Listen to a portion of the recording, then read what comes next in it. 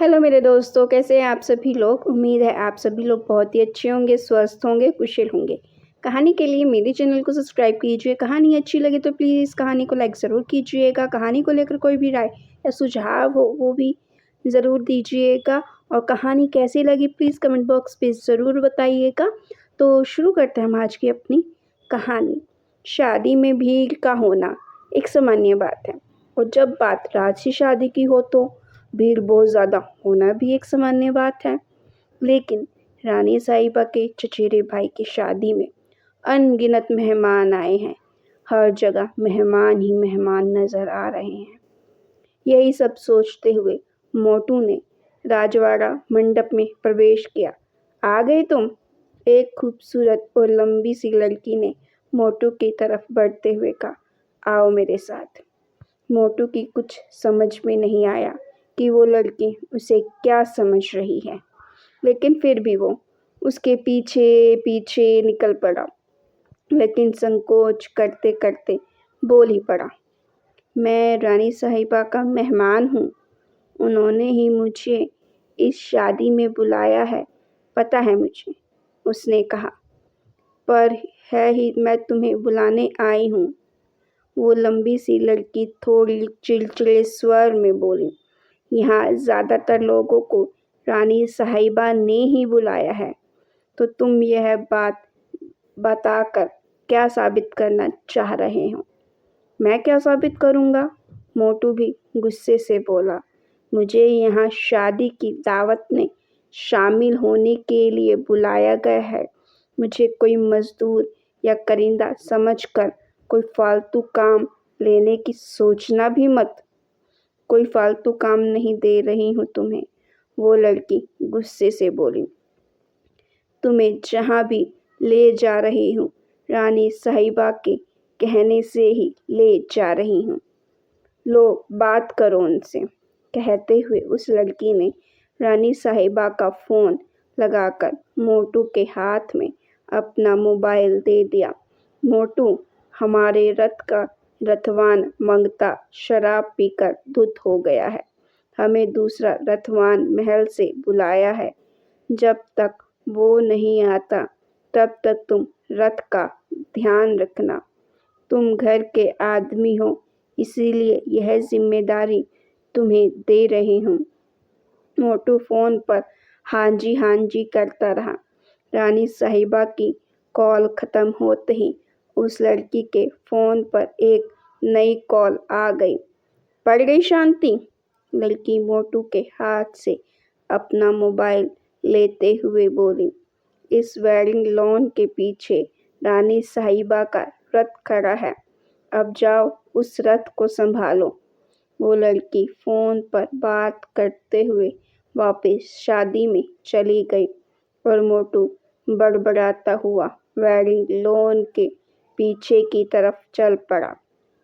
Wedding lawn के पीछे कोई रथ तो नहीं था, लेकिन एक भैंसा गाड़ी ज़रूर खड़ी थी, जिसमें जूता भैंसा जुगाली कर रहा था और एक शराबी उस भैंसे गाड़ी पर धुत पड़ा था। हद हो गई मजाक की। यह भैंसा गाड़ी कब से रथ हो गई? मोटू खुद से ही बोला। रानी साहिबा ने इस भैंसा गाड़ी को रथ क्यों कहा, ये तो समझ से बाहर है। अब उनका हुक्म हो ही गया है तो कर लेते हैं देखभाल इस भैंसा गाड़ी की। तो तू आया है इस भैंसा गाड़ी को संभालने? एक भारी आवाज़ मोटू के पीछे आई। हाँ, मोटू ने अनिश्चित भाव से जवाब दिया। उसके सामने एक कदवार तगड़ा आदमी खड़ा था। वो घूर कर मोटू को देखता रहा और फिर गुर्रा कर बोला, जा कालूमल की हट्टी पर चला जा और वहाँ से 70 गैस के सिलेंडर उठा ला। कसम खा कर कह रहा हूँ, अगर 1 घंटे में वापस नहीं आया तो तेरी खाल में मैं खुद ही भूसा भरूंगा। चल अब चलता फिरता नजर आ, नहीं तो इतना पीटूंगा कि तेरी सारी चर्बी पानी भरकर बह जाएगी।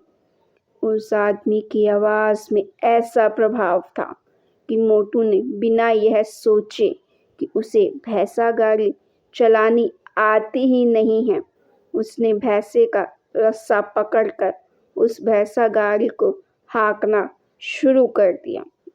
ऐसी बेइज्जती के बाद इस शादी में मेरी जूती भी नहीं रहेगी, मोटू भैंसा गाड़ी को हाँकते हुए बोला।